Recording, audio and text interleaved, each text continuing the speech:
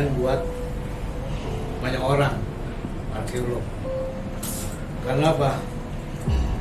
Karena urusannya ini nggak pernah dijelaskan di bangku sekolah maupun di diskusi-diskusi tentang ikonografi.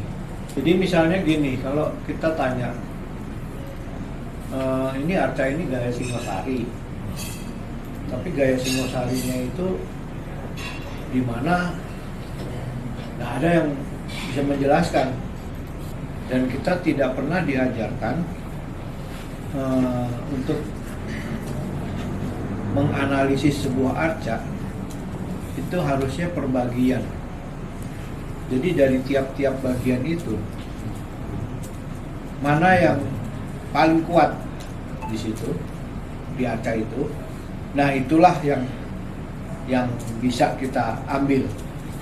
Bisa aja seseorang pemahat itu mengetahui hanya dari yang ada di sekitarnya. Sebetulnya kalau kita lihat ikonografi yang sesungguhnya, artinya yang berkenaan langsung dengan tangan si pemahat untuk membuat arca, itu adalah arca batu atau kayu. Sedangkan logam itu tidak berkaitan langsung. Nah, si arca logam ini itu harus dibuat lilinnya dulu, baru cetaknya, negatifnya. Sesungguhnya kita kalau mau analisis ikonografi itu harusnya ada di arca batu, bukan arca logam. Jadi saya berpikiran bahwa seorang seniman itu memahat sebuah arca tentunya dipengaruhi oleh lingkungan di sekitar dia hidup. Nah, dari gambaran itu maka saya mengambil satu kesimpulan bahwa sebuah arca itu dibuat tentunya berdasarkan lingkungan tempat si seniman itu berada.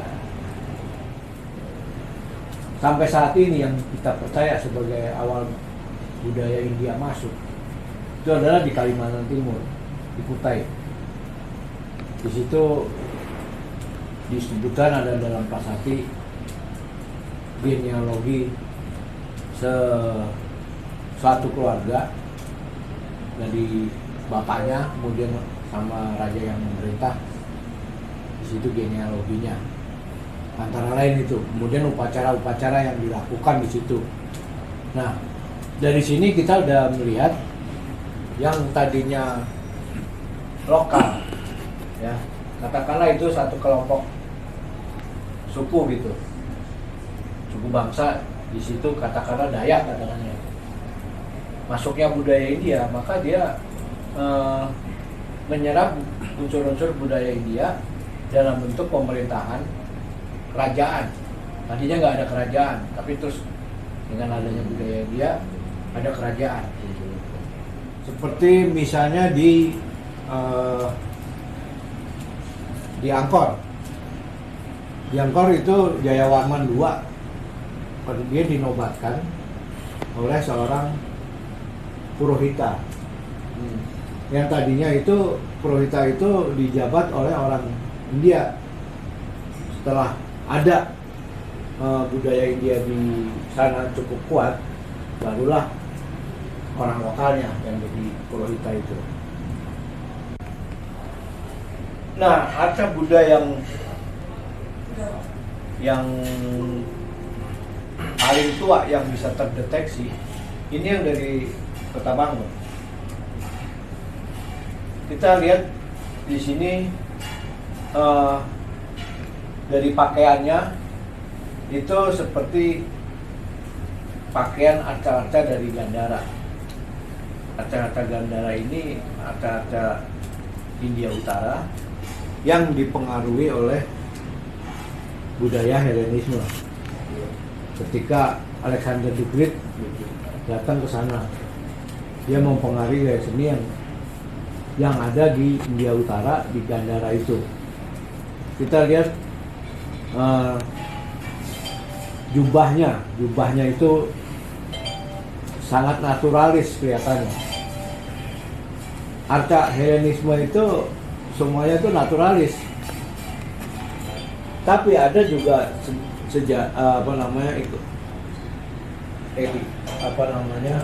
arkeolog yang mengatakan bahwa arca ini mirip dengan arca Buddha dari Borobudur yang berkembang pada sekitar abad ke-8-9.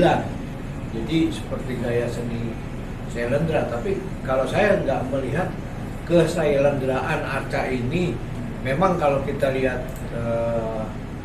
salah satu unsur kuat dari Sailendra adalah pakaian yang dikenakan, pakaiannya. Tapi di sini sama sekali nggak kelihatan pakaian yang Sailendra. Nah, ada hal lain lagi yang tidak ada di arca-arca Buddha lain, itu adalah yang jaringan sarang laba-laba di telapak tangan. Itu yang menandakan bahwa si Buddha ini adalah Mahapurusa. Nah, di sini yang lain dari arca Buddha dibandingkan dengan arca Buddha lain yang ditemukan di Nusantara. Ini yang jelas-jelas berbeda, yang bisa diambil. Kalau tesnya mukanya masih ini India banget. India banget. Muka India. Itu bajunya gimana sih Mas, kok kayak ada lengan segini ya, separuh gini kan kalau kain umroh nggak gitu ya kan, kalau itu kayak ada lengannya Itu ditutup memang sebelah kiri, diikat kayak gitu ya. Yang kanan yang kiri kayaknya Kiri. lengannya satu kan, ada kayak yang gini mana ya? loh. Kain, Yang ini yang ada ini. Bukan, kain-kainan, nah, itu. itu kayak ada lengannya. Ya, ini kan disampirkan kemari Heeh. ke pergelangan tangan. Terus dia menjuntai ke bawah. Itu bukan ada ikatannya itu ya di Kayak situ gini ya, kayak gini ya. Nah, dia nggak ada ikatan dia. Yang ini kan seperti ikatan. Kayak lengan kesana. Nah, dia nggak ada ikatan karena ini kain jubah aja Oh, oke. tanpa ikatan. Ini acar Gunung Gombeng. Ini saya udah tanya ke beberapa ikonograf senior. Dia nggak bisa mendeteksi ini arca berlanggam apa, karena patronnya tuh nggak ada. Kalau ini Gunung Gombeng dikaitkan dengan Yupa, itu nggak mungkin, nggak masuk akal, karena Gunung Gombeng ini letaknya jauh sekali dari situs Yupa. Ini memang macam-macam arcanya di sini. Arca Hindu dan arca Buddha. Pantheon Buddha. Tentunya kalau ada selain Buddha itu Mahayana di sini. Nah, kalau Mahayana berarti Gunung Gombeng ini lebih muda daripada Yupa. Karena yang Mahayana itu ada paling tidak 78 kurang-kurangnya ya. 78. Ini nggak mungkin pengaruh dari datingnya sama dengan dating Yupa. Ini nggak mungkin. Tapi banyak sarjana yang ya antara lain Bu Sulaiman ini dekat dengan Yupa. Jadi sekitar abad ke-5 Masehi. Saya nggak yakin ini, nggak mungkin. Ya, oke lah, ini satu karya dari seniman lokal Gunung Gombeng yang sudah mengenal budaya India. Artinya budaya India dari langsung atau tidak langsung, Pak? Kalau yang langsung itu dia punya pengaruh ke India, tidak langsung dia punya perantara gitu. Tentunya akibat dari ini apa namanya perdagangan, Berarti perantara ya? aktivitas perdagangan. Dia bukan langsung ke India ya, enggak ya? Enggak, belum ada orang dari sini ke India. Justru orang India yang datang ke sini. Dia mengajarkan Langsung gitu ya. lokal tentang paling tidak ini ada 2 agamawan, Hindu dan Buddha. Maka itu dia bisa menggambarkan arca Hindu dan arca Buddha. Ada pakemnya, dia udah tahu pakemnya. Kalau arca Buddha tuh pakemnya begini, arca Hindu pakemnya begini. Ada.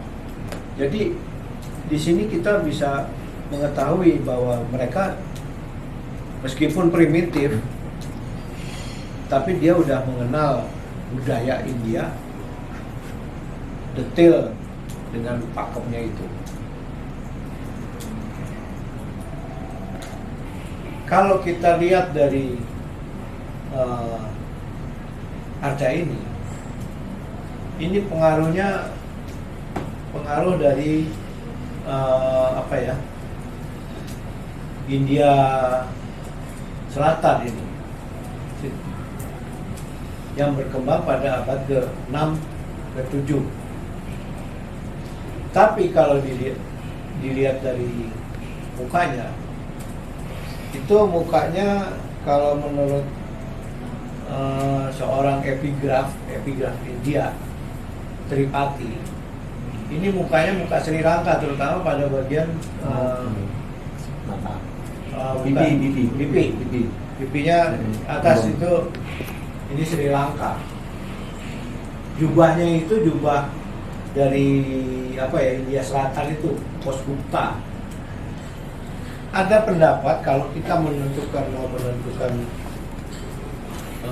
dating sebuah arca itu dari lehernya, lipatan lehernya. Memang lipatan leher itu salah satu pakem untuk sebuah arca Buddha. Salah satu pakem bahwa arca Buddha itu harus lehernya tuh berlipat-lipat begitu. Bukan karena gemuk ya. Tapi ada, kalau untuk datingnya saya lupa ini lipatan banyak itu lebih tua atau lebih muda, saya nggak tahu, saya tidak ingat. Kalau lipatan sedikit itu juga nggak tahu. Misalnya ada yang lipatan sampai 5, ada juga yang lipatannya cuma 3. Tapi yang jelas harus ada lipatan. Terus juga ini dari sanggul, sanggulnya itu. Kalau yang langgam apa namanya Thailand, ini agak tinggi. Kalau di Jawa juga agak tinggi, tapi nggak setinggi yang Thailand. Kalau Thailand tinggi, kecil. Dia meruncing ke atas. Tapi kalau yang Jawa tuh tidak. Nah, tadi saya lompat nggak menjelaskan arca-arca Sriwijayanya karena saya tidak melihat atau belum melihat ya, belum bisa memastikan gaya seni yang ada di Sriwijaya itu yang asli sana. Belum tahu. Sebagian sarjana mengatakan bahwa kayak yang ada di buku koreografi Asia Tenggara tuh, yang Benjamin Roland. bukan Benjamin Roland, bukan. Apa yang tentang Sriwijaya itu, ini mengatakan bahwa ini adalah gaya seni Sriwijaya. Tapi ada juga yang mengatakan seperti Piria mengatakan itu gaya seni Semenanjung, peninsular style, yang gaya seni Sriwijaya itu. Tapi sebagian orang mengatakan bahwa gaya seni Sriwijaya itu adalah gaya seni Sailendra. Coba dilihat dari arca-arca yang ada ditemukan di Sumatera, semuanya itu Sailendra yang ada di Jawa. Atau kalau yang lain itu ya 1-2 gaya seni Pala, gaya seni Cola, gaya seni apa namanya ya, yang Dwarawati, seperti itu. Jadi yang luar, yang jumlahnya tuh nggak banyak. Jumlahnya nggak banyak. Yang paling banyak ini yang gaya seni Sailendra atau gaya seni Sriwijaya. Sampai saat ini ada kesepakatan bahwa itu adalah gaya seni Sriwijaya. Yang lain-lain itu sulit dikelompokkan, karena kalau ada satu kelompok itu yang ada di Sumatera, itu cuma gaya seni Tamil atau Cola. Nah, itu satu kelompok sendiri. Kalau yang lain-lain itu 1-2 arca itu ya dari luar Sumatera. Maksud saya itu dari luar tuh kayak gaya seni Singosari. Itu cuma ada 2 arca di situ. Kalau saya ini cukup banyak, 40-an. Gitu. Harus kita akui bahwa penamaan secara tidak resmi ya, gitu ya, disebutkan zaman Hindu. Karena semuanya tuh dianggap Hindu. Padahal faktual kita melihat bangunan-bangunan yang ada di Jawa ini, bangunan-bangunan candi, itu adalah bangunan Buddha. Kompleks bangunan Buddha yang besar itu katakanlah di sekitar Prambanan. Cuma Prambanan yang Hindu. Yang lain-lain kan Buddha. Sewu, Pelausan Lor, Pelausan Kidul, terus itu juga di Borobudur. Nah di situ kan kita lihat yang mayoritas itu adalah Buddha. Dan arca-arca yang ditemukan di daerah situ itu semua arca Buddha. Nah kita belum secara umum, kalau kita lihat sepintas secara umum, arca-arca yang ada di situ, yang ada di sekitar Borobudur, di sekitar Prambanan, Sewu dan sebagainya itu gaya seninya gaya seni Sailendra semuanya. Kita tidak melihat, meskipun itu sekelebatan gitu ya, nggak melihat gaya seni arca lain.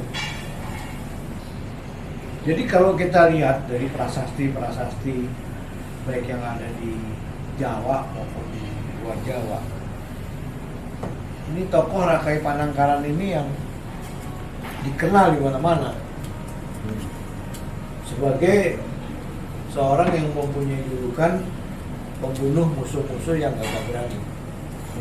Nah di sini dia dalam prasasti ini itu kan pendeta-pendeta atau biksu-biksu memohon kepada Rakai Panangkaran untuk dibuatkan bangunan suci untuk Dewi Tara. Yang dimaksud Dewi Tara itu adalah istrinya. Tara itu anaknya Dharma Setu dari keluarga Soma yang ada di Sumatera. Tapi anehnya di sini itu tidak ada arca-arca, entah udah diambilin apa bagaimana. Ini Siwa Mahadewa ya, ini dari Tegal, mirip dengan Siwa Mahadewa dari Palembang. Lainnya tuh ada di sini di mahkota. Mahkotanya itu mahkota Sailendra. Yang ada di Palembang itu juga mahkota Sailendra. Mahkota yang dibuat dari untayan rambut, jata mahkota. Kalau di Palembang ini rembiak-rembiaknya tuh keluar gitu loh, nggak beraturan ya, nggak rapih lah. Ini rapi. Terus di sini ada mata ketiganya, dia di mahkotanya ada candra kepalanya. Ya.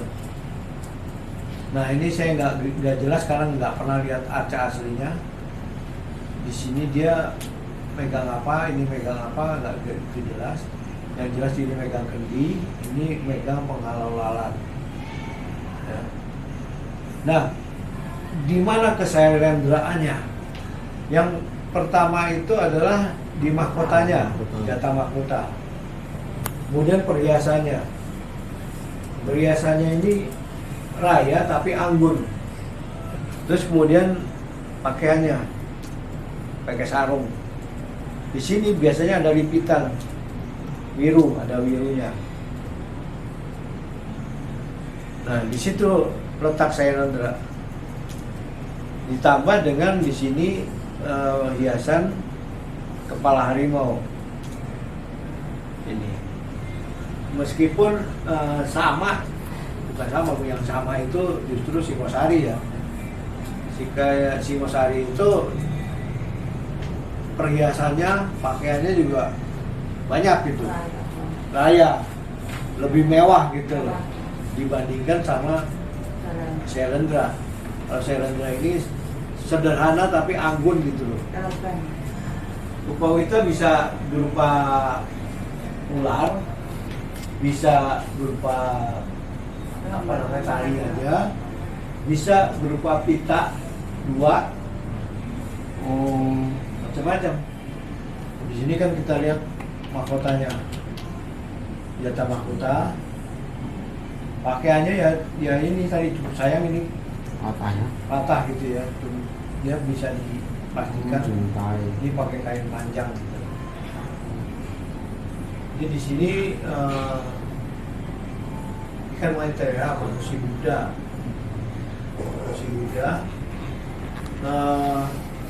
Biasanya kalau nggak stupa, ini Amitabha sebagai tanda bahwa ini Buddha masa depan nantinya. Oh itu stupa ya? Ini manusia Buddha dari Bodhisattva. Manusia sebelum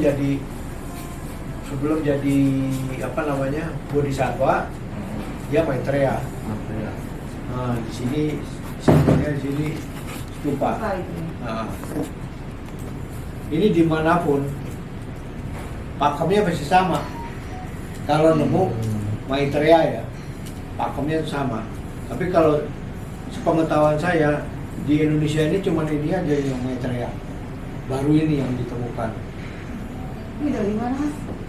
Ini dari Komerin. Dulu. Ini Avalokitesvara.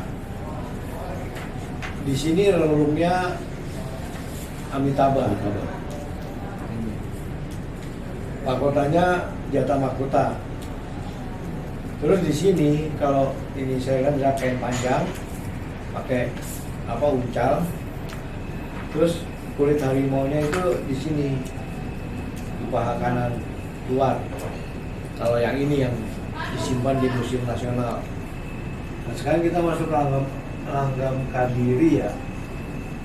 Nah Kediri ini memang kesana kemari dia. Jadi kalau dibilang kemarin kalau nggak salah peralihan ya. Nah, kalau padahal faktanya ini kerajaan yang menaungi ini itu kerajaan Kediri kan. Pantes-pantesnya disebut dia langgam Sendiri ya? Kediri. Sendiri ya? Oh. Nah sekarang kita bisa lihat jumlahnya itu mestinya banyak. Kita lihat per atribut ya. Per atribut kebetulan kalau di Jawa itu atributnya itu umumnya tuh nggak ada yang dari luar. Oh, dari situ-situ aja. Kalau kita deskripsikan arca yang ada di Sumatera, itu bisa ada unsur luarnya. Nah kalau Kediri itu, kalau kita lihat per bagian gitu ya, lihat bagian perhiasannya itu sama banget, Singosari. Nah, yang paling banyak itu ya itu ya. Nah, itu Diambil. diambil gitu. Iya. Tapi kalau untuk langgam Kadiri ini bisa kemana-mana gitu. Kita ini ada di Bumi Ayu. Bumi Ayu. Sama kan dengan hampir sama dengan Selendra. Tapi yang Kadirinya itu di mana saya nggak punya. Saya nggak punya gitu. Sehingga bisa disandingkan gitu loh. Kita tahu, oh ini bagian ini yang sama, bagian ini yang sama. Ini perhiasannya juga sederhana dia. Nah ini saya menyebutkan ini arca tokoh tanpa atribut kedewaan. Jadi ini mirip Kediri kan? Apa ya? Iya, mirip Kediri. Semua atribut perbagiannya itu sama gitu ya, Iya. hampir sama ya. Nah ini kan artinya tuh gaya seni Kadiri itu udah nyebrang. Ini artinya banyak loh di situ. Ini di mana? Bumi Ayu, Bumi Ayu Tanah Sumatera Abang. Selatan, Sumatera Selatan. Di ano ya? Tanah Tanah Abangnya. Iya. Cukup banyak artinya. Ini Siwa Mahadewa. Ini Siwa Mahaguru. Agastya ya. Ini kan kalau kita lihat atribut-atributnya ini kan mirip dengan kata-kata Kadiri. Itu kaki kiri di atas tuh Gus, yang paling Itu kiri. berarti ya, kaki kaki kiri di atas, kaki kanan. Karena kalau dewa mungkin kaki kiri di atasnya kan tokoh, ada tokoh bukan dewa. Yang ini dewa, Iya, itu dewa. yang ini tokoh. Tadinya dikira Selendra kok ini. Benar, nggak taunya begitu ketemu Prabati Prasa itu abad 10-11, wah ini Kadiri. Ini juga Ini kan Kadiri. di Mayor Rustan kan, Oh, di Maya Ruslan. obatnya kan tua nih mas 78. 11-12. 12. Oh, Kali nggak masuk Kadiri. Kadiri. Ketahuannya dari Ini berapa? 12 dari mana Mas? Dari mahkotanya. Oh iya, sama kotanya ya. Ah. Yang Kadiri itu kan bisa masuk ke sini juga. Detailnya itu hampir sama dengan Singosari. Jadi kemarin nemu bodhisatwa, kepala bodhisatwa juga. Ah. Jadi mirip. Bagian ini ya, apa namanya? Apa namanya sini? Mahkota. Mahkota Ah. bersama itu. Terus yang lainnya apa ya? Cuma perhiasannya juga hampir sama. Nih, kita lihat Kali apa ya? ini Singosari semua. Ini kan prasasti ini itu 1286 apa ya kalau nggak salah. Tahun 1286. Sedangkan yang di belakang di punggung itu 1347. Oh, jauh. Satu hal lagi, orang nggak tahu kalau di bagian kaki sini itu juga ada prasasti. Coba bisa dibayangkan, orang sekaliber Damai, sekaliber De Kasparis, sekaliber Pak Buhari, itu kok nggak luput dari bacaan beliau. Apa dikira perhiasan, apakah bentuknya hampir kotak-kotak gitu ya. Tapi kalau diteliti lebih ini, itu tulisan. Nah ini yang Pratnya Paramita, gaya Singosari, tapi Singosari KW. KW karena dibikin oleh orang lokal. Kan dia terlalu pinggulnya terlalu besar, ya, pinggangnya terlalu kecil.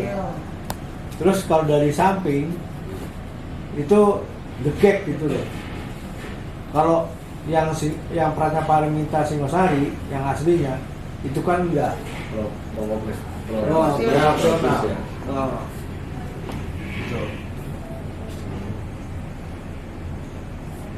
Ini kalau dibandingkan dengan yang ada di Prambanan, ini kan dia perhiasannya tuh lebih raya gitu ya, dan apanya tuh kainnya tuh lebih, corak kainnya lebih kelihatan gitu. Nah, kelebihan dari yang ini lipatan-lipatan kain yang ada di sini Jelas banget. jelas banget. Di belakangnya itu juga lebih jelas lagi, seperti seni Gandara. Seperti seni Gandara, dia tuh naturalis sekali kain-kainnya ini. Perhiasannya juga raya, sama kakinya juga sama kan, kakinya ininya di kaki kanan ya. Ini part ini ada pustaka. Sayang di sini hilang ininya. Dia nggak pakai ini, nggak pakai stela. Kalau ini kan ada stelanya. Ini nggak pakai stela, nggak ada. Kalau Arca Majapahit itu, ini ramai betul. Dan mahkotanya itu udah kirita semuanya. Semuanya kirita. Udah jelas banget. Majapahit yang tengah-tengahnya ini raya banget. Dan apa ya, ininya juga bagus gitu loh. Kalau di Majapahit akhir, seperti di yang di Geding Suro tuh ada Majapahit situ, itu buatannya udah kasar. Apa karena dia itu ada perunggu ya, buatannya kasar, mahkotanya itu juga udah kasar gitu. Hiasan yang di pinggir-pinggirnya ini juga udah nggak ada di situ. Dari Bogor atau dari Kuat? Jadi nggak Jambangan maksudnya. Jambangan ya. Jambangan, Alpot, Jambangan. Kalau yang dari Bonggol itu Singosari, yang arcanya Anusapati ya. Nah ini langgam yang lepasan tuh ya.